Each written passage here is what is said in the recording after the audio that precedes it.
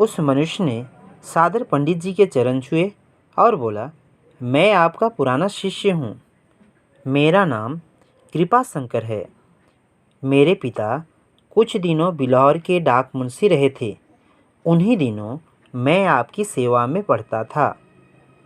पंडित जी की स्मृति जागी। बोले, ओहो, तुम ही हो कृपाशंकर। तब तो तुम दुबले पतले लड़के थे। कोई 8-9 साल हुए होंगे। कृपाशंकर जी बोले, जी हाँ, 9वां साल था। मैंने वहाँ से आकर एंट्रेंस पास किया। अब यहाँ म्यूनिसिपैलिटी में नौकर हूँ।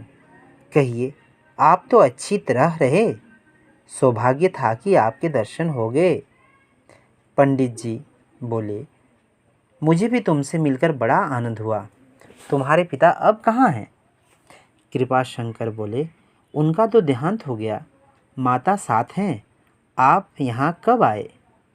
पंडित जी बोले, आज ही आया हूँ। पंडों के घर में जगह न मिली।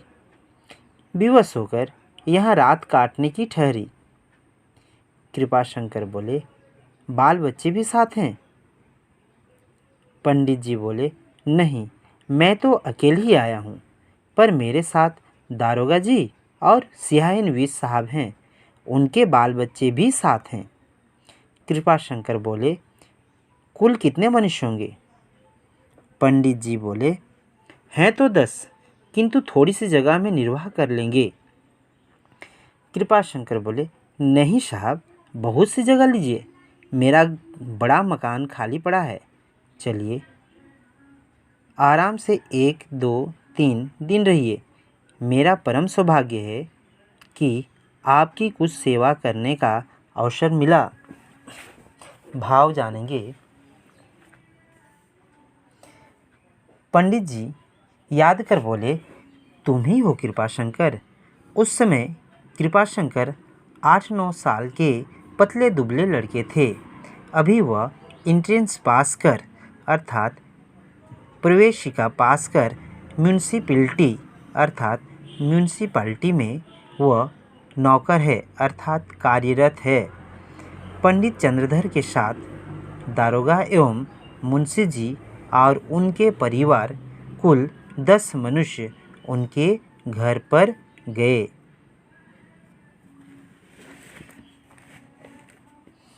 कृपाशंकर ने कई कुली बुलाए, असबाब उठवाया और सबको अपने मकान पर ले गया। साफ सुथरा घर था। नौकर ने चटपट 4 पाइयाँ बिछा दी। घर में पूरियाँ पकने लगी। कृपाशंकर हाथ बांधे सेवक की भांति दौड़ता था। हृदय उल्लास से उसका मुख कमल चमक रहा था। उसकी विनय और नम्रता ने सबको मुग्ध कर लिया। भाव जानेंगे। कृपाशंकर अपने गुरु पंडित चंद्रधर को पहचानने के कारण सभी को स्वागत करते हुए अपने घर पर ले गए। वे वहाँ पर चटपट 4 पाइयाँ बिछा दी। 4 पाइयाँ का अर्थ है खटिया अर्थात खाट। घर पर पूरियाँ पकने लगी। पूरियाँ अर्थात पूरी। हम आंचलिक भाषा में पूड़ी बोलते हैं अर्थात पूरी। सेवक की भांति वह हर काम को दौड़ दौड़ कर करने लगा। उसकी विनय और नम्रता सबको मुग्ध कर लिया। मुग्ध का अर्थ है मोह लिया। और सब लोग तो खा पी कर सोए, किंतु पंडित चंद्रधर को नींद नहीं आई। उनकी विचार शक्ति इस यात्रा की घटनाओं का उल्लेख कर रही थी। रेलगाड़ी की रगड़ झगड़ और चिकित्सालय की नोच खसोट के सम्मुख कृपाशंकर की सहायता और शालीनता प्रकाशमय दिखाई देती थी। पंडित जी ने आज शिक्षक का गौरव समझा। उन्हें आज इस पद की महानता का ज्ञात हुआ। भाव जानेंगे। सभी लोग खा पी कर सोए, परंतु चंद्रधर को नींद नहीं आई। उनकी विचार शक्ति अयोध्या यात्रा की घटनाओं का उल्लेख कर रही थी। कैसे रेलगाड़ी में ठाकुर साहब के साथ मुसाफिरों ने झगड़ा कर रहे थे एवं मुंशी बैजनाथ के साथ चिकित्सालय में कैसे नोच खसोट हो रहा था। ठीक उसके विपरीत कृपाशंकर की सहायता और शालीनता देखकर पंडित चंद्रधर को नींद नहीं आ रही थी। यह लोग 3 दिन अयोध्या में रहे, किसी बात का कष्ट न हुआ। कृपाशंकर ने उनके साथ जाकर प्रत्येक धाम का दर्शन कराया।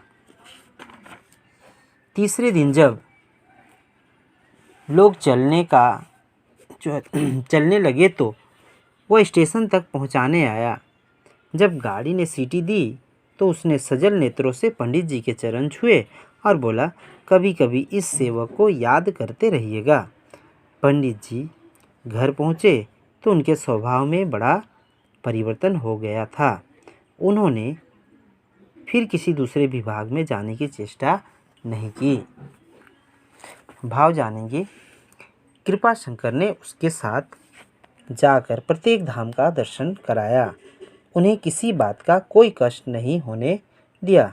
सभी लोग 3 दिन तक अयोध्या में रहे। जब तक रहे उन्हें किसी चीज़ का कोई कमी होने नहीं दिया गया। जब वे जाने लगे तो कृपाशंकर रेलवे स्टेशन तक छोड़ने के लिए आए। कृपाशंकर ने सभी के चरण छूकर नम आँखों से विदा किए। पंडित जी घर पहुँचे तो उनका स्वभाव में बड़ा परिवर्तन हो गया था। फिर वे दूसरे विभाग में जाने की बात नहीं सोच रहे थे, क्योंकि शिक्षक होने के कारण ही उन्हें अपरिचित जगह में इतना सम्मान और प्यार मिला, जिन्हें वे याद कर गौरव महसूस करने लगे। बच्चों, बोध अध्याय समाप्त हुआ। धन्यवाद।